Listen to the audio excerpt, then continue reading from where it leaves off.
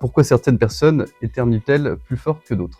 Bienvenue au Guichet du Savoir de la Bibliothèque de Lyon. Moi c'est Léo, je travaille au Guichet du Savoir depuis un peu plus de 2 ans. Et donc mon rôle, c'est de répondre aux questions que vous vous posez. Le moustique pique-t-il les humains morts? Lors d'une altercation entre un chat et un poulet domestique, qui sortirait vainqueur?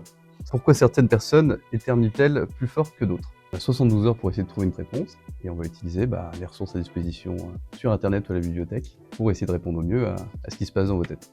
Donc ça, c'est le site du Guichet du Savoir. Vous avez un onglet juste ici qui permet à n'importe qui en fait de poser une question de manière gratuite et anonymisée où vous vous trouviez. Tout sujet est légitime, donc on a une catégorie actualité. Là, c'est les questions insolites.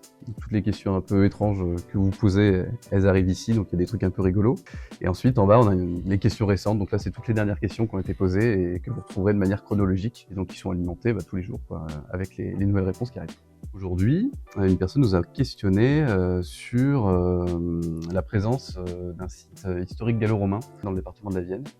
Et l'idée, en fait, c'était de vérifier que oui ou non, il y a eu un campement gallo-romain qui s'était installé en fait à cet endroit-là.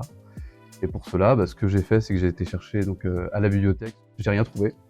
Et donc j'ai été contraint d'appeler la mairie, Saint-Gervais-les-Trois-Clochers. Et eux, de leur côté, m'ont promis de faire des recherches complémentaires.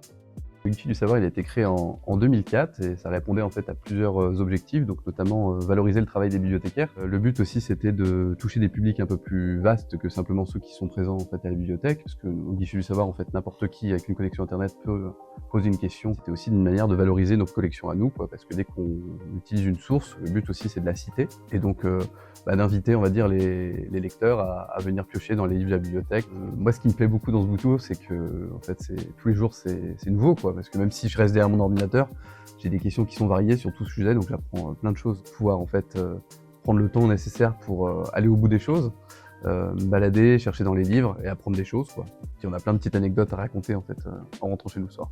Pour l'instant, l'IA, il y a plein de sujets sur lesquels en fait on pourrait poser la question à l'IA.